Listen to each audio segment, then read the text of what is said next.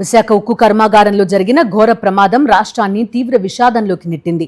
1600 డిగ్రీలకు పైగా వేడి ఉన్న ఇనుప ద్రవం మధ్య ప్రాణాలను పణంగా పెట్టి పనిచేసే కార్మికుల జీవితాలు ఎంత ప్రమాదకర పరిస్థితుల్లో సాగుతున్నాయో ఈ ఘటన మరోసారి రుజువు చేసింది.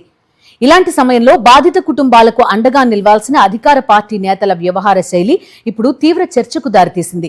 ఉప ముఖ్యమంత్రి పవన్ కళ్యాణ్, మంత్రి నారా లోకేష్ పరామర్శకు వెళ్లిన సందర్భంగా చేసిన వ్యాఖ్యలపై కార్మిక సంఘాలు తీవ్ర ఆగ్రహం వ్యక్తం చేస్తున్నాయి. కార్మిక సంఘాలు లేవనెత్తుతున్న ఈ ప్రశ్నలకు సమాధానాలు ఎవరు చెప్తారు? ప్రముఖ జర్నలిస్ట్ కొమ్మినేని శ్రీనివాసరావు కామెంట్. విశాఖ ఉక్కు కర్మాగారంలో జరిగిన విషాదం మాటలకు అందనిది. మామూలుగా వేడి నీళ్లు పడితేనే తట్టుకోలేం, అలాంటిది 1600 డిగ్రీల వేడి ఉన్న ఇనుప ద్రవం మీద పడితే అది ఎంత దారుణ పరిస్థితి అవుతుందో చెప్పనవసరం లేదు. అలాంటి వాతావరణంలో పనిచేయడమే కష్టం, ఇక ఇలాంటి ప్రమాదాలు జరిగితే ఇంకెంత కష్టం. ఈ ఘటనలో 9 మంది కార్మికులు మరణించడం అత్యంత విచారకరం. వారి కుటుంబ సభ్యులు పడే మనోవేదన ఇంతెంత కాదు. వారు అంత కష్టంలో ఉన్నప్పుడు రాజకీయ నేతలు వెళ్ళి ఓదార్చే యత్నం చేస్తారు. ఆ సమయంలో కార్మిక సంఘాల నేతలు వచ్చి తమ సమస్యలను వివరిస్తారు. వాటిని వినే ఓపిక పరామర్శకు వెళ్ళిన నేతలకు ఉండాలి. అధికారం ఉంది కదా అని ఏమైనా మాట్లాడవచ్చు అనుకుంటే అది పొరపాటు. ఉప ముఖ్యమంత్రి పవన్ కళ్యాణ్, కీలక మంత్రి లోకేష్లు కార్మికులను ఎంతవరకు ఓదార్చారో కానీ వారి మాటలు పుండు మీద కారం చల్లినట్లయిందని కార్మికులు మండిపడుతున్నారు. మాజీ ముఖ్యమంత్రి వైఎస్ఆర్ కాంగ్రెస్ అధినేత జగన్ విశాఖలో కార్మికుల కుటుంబాలను పరామర్శించిన తీరుకు లోకేష్, పవన్ కళ్యాణ్ల వ్యవహార సరళికి మధ్య ఉన్న అంతరాన్ని అంతా చర్చించుకుంటున్నారు.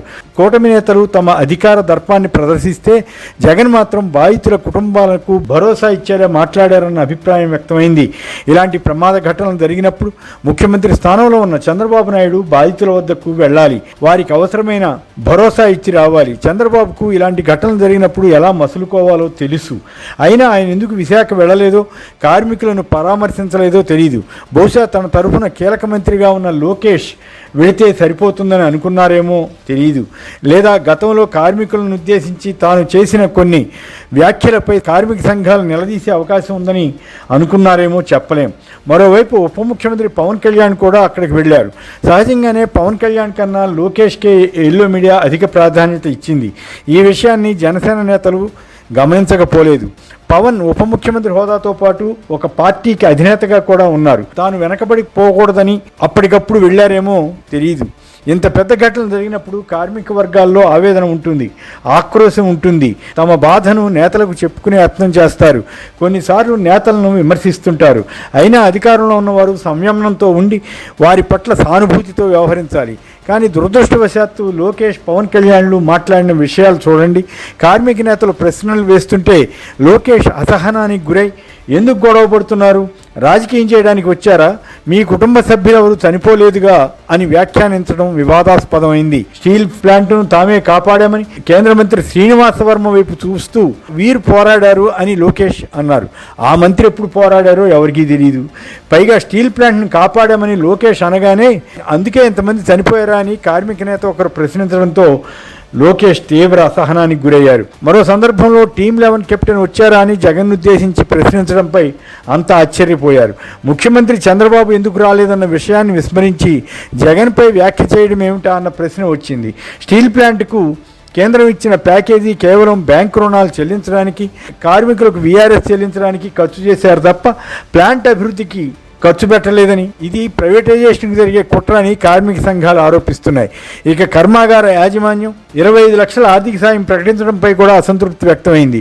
దీనికి లోకేష్ తగు సమాధానం ఇవ్వకపోగా కార్మిక సంఘాలు అడుగుతాయని, వారిదేం పోయిందని వ్యాఖ్యానించడం పుండు మీద కారం చల్లినట్లయింది. గతంలో విశాఖలో ఎల్జీ ఫార్మా కంపెనీలో గ్యాస్ లీక్ అయి 13 మంది మరణించగా జగన్ అప్పటికప్పుడు ₹1 చొప్పున ఆర్థిక సాయం ప్రభుత్వ పక్షాన ప్రకటించారు.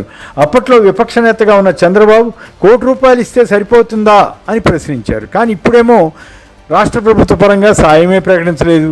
ఒకవైపు రకరకాల పబ్లిసిటీ కార్యక్రమాలకు కోట్లు వెచ్చిస్తున్న ప్రభుత్వం విశాఖ ఉక్కులో ఇంత ఘోర ప్రమాదంలో మరణించిన కుటుంబాల వారికి సాయం చేయలేరా అన్న ప్రశ్న వచ్చింది. పవన్ కళ్యాణ్ యథాప్రకారం తనకు ఈ ప్లాంట్ విషయంలో అంత అనుభవం లేదని వ్యాఖ్యానించడం కార్మిక సంఘాలకు ఆశ్చర్యం కలిగించింది. గతంలో వైసీపీ ప్రభుత్వం దీన్ని ప్రైవేటైజ్ చేయడానికి యత్నించిందని తప్పుడు ఆరోపణ చేసి మళ్ళీ దొరికిపోయారు.